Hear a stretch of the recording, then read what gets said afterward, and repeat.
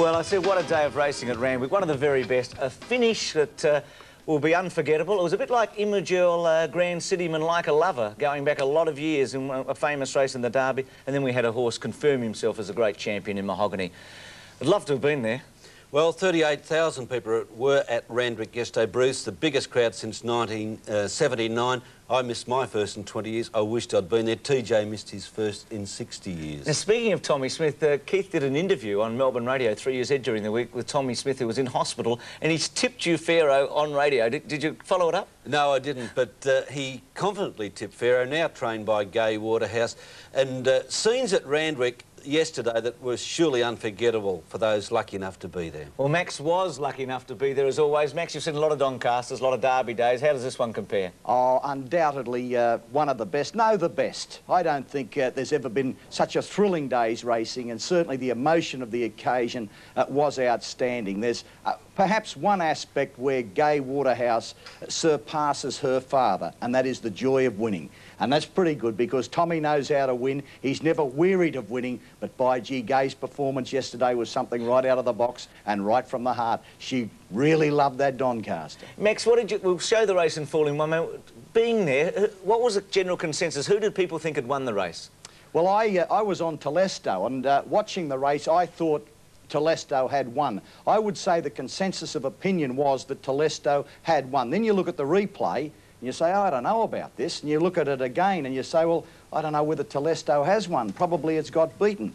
But the focal point was Telesto. I think that when he charged through, we were all confident he was going to win, and perhaps he just flagged on his run slightly. But nevertheless, Telesto ran third, but most of us did think that he'd got up. Well, it was a good call by John Tapp because he actually picks up Pharaoh pretty strongly from the 100 home. Let's have a look at the Doncaster. Kingston Bay, the inside runner. Off in the Doncaster, Telesto straight out the back, and back with him is Cabora. Primacy bounced out in front at the start. Poetic King and Quadrado began well, and so did Al Akbar, followed by Ruslan. Dopf is rushing forward, wide out. Going with her is Mistador, and then Pharaoh, followed by Square the Circle, never under charge midfield. A gap then to Burst, followed by Excited Angel. Golden Sword well back on settling down, followed by Mahanui Lass, and then Cabora. And 3 lengths away last Telesto in the run to the first turn. The New Zealand mare Dopf went to the lead. Dopf in front by a bit more than a length to Primacy. Poetic King is getting over to be third, one off the rail on the outside of Al Akbar, and then Ruslan, followed closely by Quadrado, then Mistador, Kingston Bay, Pharaoh, midfield off the track, Square the Circle, followed by Never Under Charge, a gap to Burst and Golden Sword, followed by Excited Angel, then Cabora, Mahanui Lass, and a length away last Telesto, who's now tacking on as they come to the 700 mark, nearing the turn, and Dopf is the leader over Primacy. Al Akbar third, Poetic King is fourth, followed by Ruslan, and then Quadrado out very deep, Square the Circle, followed by Kingston Bay, going well but has nowhere to go at the moment, and then Mistador, Pharaoh, Excited Angel, widest of all on the turn into the straight. Golden Sword is waiting for the cutaway, and tagging him through now is Telesto as they come over the rise, where Poetic King dashed to the lead. Poetic King has burst to the lead from Never Under Charge. Excited Angel down the outside, and then Ruslan and Al Akbar and Telesto right behind those leaders. Poetic King tackled by Kingston Bay, Excited Angel, and look at Pharaoh. Pharaoh coming down the outside, might tip them all out. Kingston Bay, Pharaoh, Telesto getting up on the inside of them all. Close Telesto or Pharaoh. I think they've just beaten Kingston Bay in the centre. It's a desperately close one. Well, as I said, a good call. Look at this, Max. Drive to the line. Yes, we must point out, though, Bruce, that the unlucky runner of the race was undoubtedly Golden Sword. The Doncaster is one of those sort of races you probably win it 10 times, you get different results, but I would say 6 out of the 10 times Golden Sword would have won. Struck more trouble than any other runner, and a mighty racehorse. Yes, he was turned side on, wasn't he, at a very critical time in the race. I think we learned from the result too, Max and Bruce, that the favourite Poetic King, you really need 2,000 metre experience for this race to Doncaster. Pharaoh had won twice at that distance, and Poetic King yesterday tackling 1,600 for the first time. It's a pressure race. Yeah, well, he was beaten by his immaturity, but it was a very good run. He was 3 wide all the way out facing the breeze. He hit the front, he went early.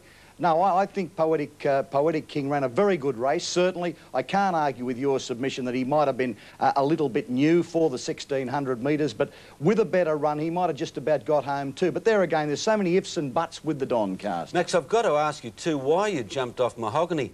You were Mahogany Max, the foundation member of the Mahogany Fan Club, self-appointed president. but when it comes to the classics, you're the first to bail out. Price had something to do with it, Keith. When all you people got onto the bandwagon, I decided I'd get off wrongfully. But nevertheless, a very fine win yesterday, and certainly Mahogany is superior to any other 3-year-old in Australasia. But it'll be interesting to see how the 3-year-old form next season works out. Well, he was so desperate to have a shot at you, Keith, that Max, he jumped the gun, because we're going back to the Doncaster. You spoke to Gay Waterhouse after. Here she goes. Gay's last words to you. He just said, make sure he's in a forward position, but he couldn't be there. Have you noticed he drifted back in the field? And I'm sure at the owners at one stage must have thought, oh heavens, you know, we've got no chance at all. But he is such an honest horse and he's so tenacious. It's just a wonderful win. Oh, it's just so exciting. Isn't she gorgeous? She's a wonderful woman, isn't she, Gay? After everything she's gone through to get a licence, it's just great. And for Gavin Eads, Keith, who you've had a fair bit to do with over the years. I have too. It was Gavin's first Group 1 win, but I've got to say, Gay Waterhouse is so popular in Sydney. I think she's something special too, and I couldn't help just phoning this morning and leaving a message of congratulations. It was marvellous. Well, you might have noted that she was slightly breathless. She noticed that nobody was leading Pharaoh in after the Doncaster, so Gay has sprinted from one end of the enclosure to the other to lead Pharaoh in, and I would say her sprint was quicker than Pharaoh's at the end of the Doncaster. Let's go to Mahogany, Max. Your horse, he travelled very well. We'll show the incident, by the way, in a moment where Greg Hall got rubbed out, but Zaremba here, and he did look home on the turn, didn't he?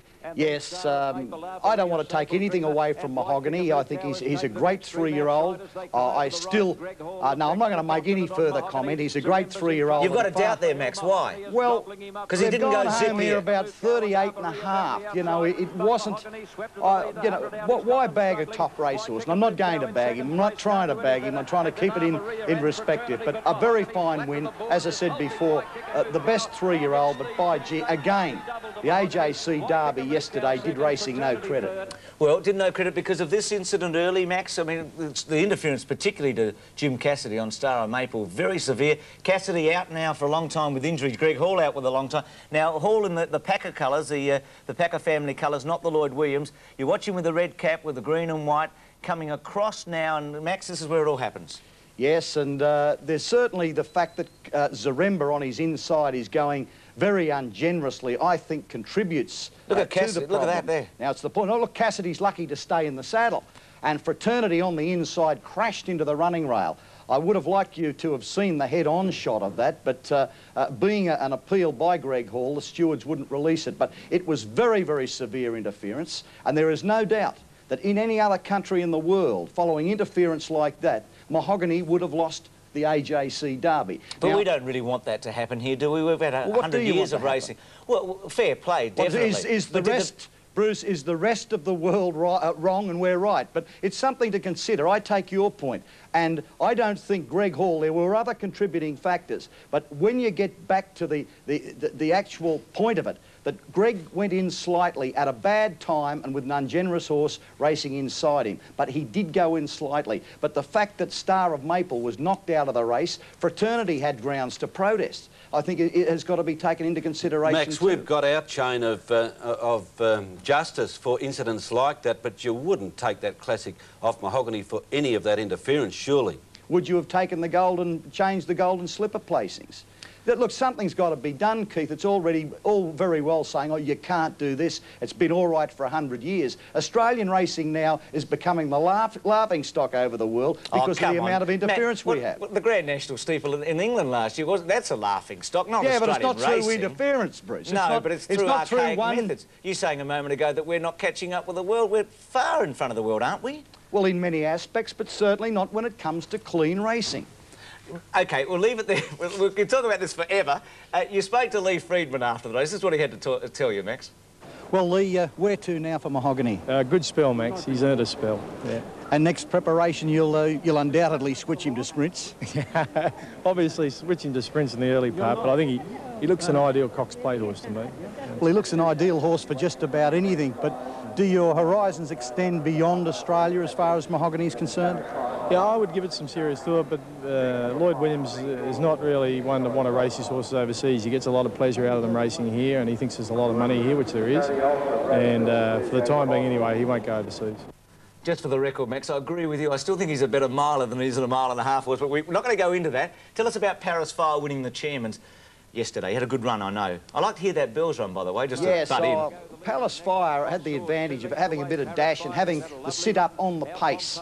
He accelerated quickly. Third at the moment, Paris Fire. Moving up very comfortably, but here that Bell struck all sorts of trouble at a vital stage, and of course, going so easily, you couldn't give Paris Fire that sort of start. But nevertheless, over the latter stages, note the way that here that Bell gets to the line, and just behind the place getters, and certainly not even getting a lot of room now, but just green cap coming through for fourth. And the yellow colours, and there he is. Good run. Now, Max, tomorrow, very briefly, the track, very important. What's it going to be like at Randwick? Certainly got to be affected. They said yesterday it was dead. It was worse than dead. Will Scalacci run? Well, I would say overnight would answer that question, Bruce. If there's any more rain, I would doubt it, but nevertheless, a beautiful day in Sydney. And will Telesto today. run in the all-aged? Will he run? Will he back up, do you know?